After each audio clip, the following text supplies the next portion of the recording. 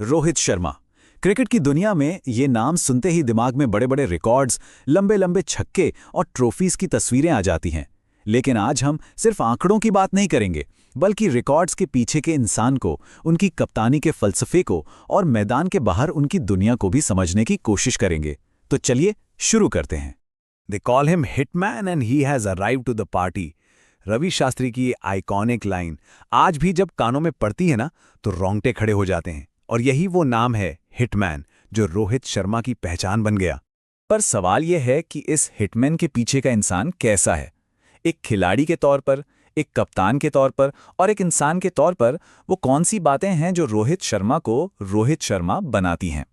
चलिए इसी सवाल का जवाब ढूंढते हैं। तो सबसे पहले बात तो रिकॉर्ड्स की ही करनी होगी। वो कारनामे जिन्होंने क्रिकेट की हिस्ट्री बुक्स में नए चैप्टर लिख दिए।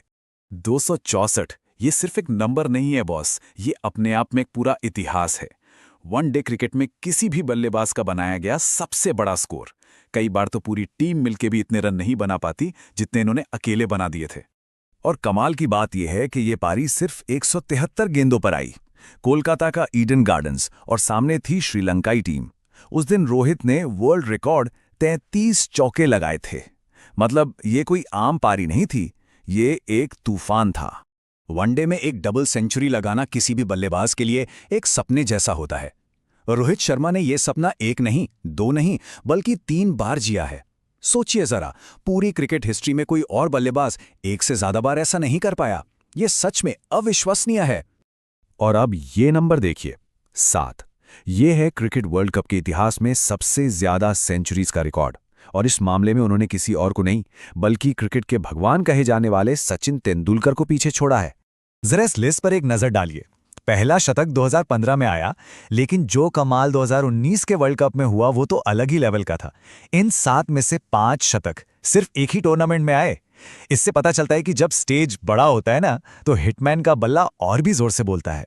तो ये तो हुई बल्लेबाज रोहित की बात। चलिए अब जरा गियर बदलते हैं और कप्तान रोहित की दुनिया में चलते हैं। आखिर उनकी लीडरशिप का वो क्या राज है जिसने उनकी टीमों को इतनी कामयाबी दिलाए? ये रोहित के खुद के शब्द हैं। वो कहते हैं, एक लीडर के तौर पर सबसे जरूरी है कि आप खिलाड़ियों में कॉन्फिडेंस भरें और उन्हें ये महसूस कराएं कि टीम में उनका रोल चाहे जो भी हो वो बहुत कीमती है। मतलब मैदान पर जो हिटमैन इतना अग्रेसिव दिखता है, वही इंसान मैदान के बाहर एक बहुत ही समझदार लीडर है। उनकी कप्तानी का पूरा फलसफा ही खिलाड़ियों को सेंटर में रखता है। वो उनमें भरोसा जगाते हैं, मैदान के बाहर भी उनसे बात करते हैं और हर खिलाड़ी को उसका रोल एकदम क्लियर कर देते हैं। उनके लिए टीम का हर मेंबर बराबर का हिस्सेदार है, चाहे उसका छोटा योगदान हो या बड़ा। अच्छा, अब वापस आते हैं उनके मशहूर निकनेम हिटमैन पर, क्योंकि इसकी कहानी भी उतनी ही दिलचस्प है जितना कि उनका खेल। ये कहानी बताती है कि कैसे एक नाम एक खिलाड़ी की पहचान बन जाता है। तो क्रिकेट की भाषा में हिटमैन का मतलब क्या है? सीधा सा मतलब है एक ऐसा बल्लेबाज जो अपनी पावरफुल हिटिंग के लिए जाना जाता है, जो चौकों और छक्कों की बरसात करके अकेले दम पर मैच का पासा पलट दे। और ये डेफिनेशन रोहित शर्मा पर एकदम फिट बैठती है। तो इस नाम की शुरुआत हुई थी 2013 में, जब उन्होंने ऑस्ट्रेलिया के खिलाफ अपनी पहली डबल सेंचुरी 209 रन बनाए। मैच के बाद इंटरव्यू में एक ब्रॉडकास्टर ने उनसे कहा, यार तुम तो एक हिटमैन की तरह खेले। लेकिन इस नाम को असली पहचान दी रवि शास्त्री ने। उन्होंने प्रेजेंटेशन सेरेमनी में ऑन एयर ये नाम इस्तेमाल किया और बस उस दिन के बाद से रोहित शर्मा दुनिया के लिए द हिटमैन बन गए। लेकिन जैसा कि हमने शुरू में कहा था, रोहित की कहानी सिर्फ बाउंड्री लाइन तक ही सीमित नहीं है।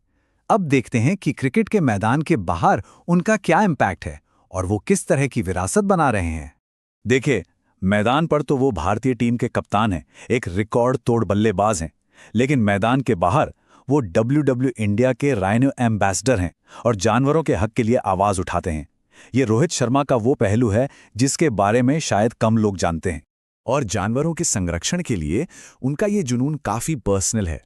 वो खुद बताते हैं कि जब उन्होंने सूडान के बारे में सुना, जो दुनिया का आखिरी नर नॉर्दर्न व्हाइट राइनो था, तो वो बहुत दुखी हुए थे। और तभी उन्होंने फैसला किया कि वो इस बारे में जागरूकता फैलाने के लिए WWF इंडिया के साथ जुड़ेंगे। और उन्होंने सिर्फ बातें नहीं की, बल्कि एक्शन भी लिया।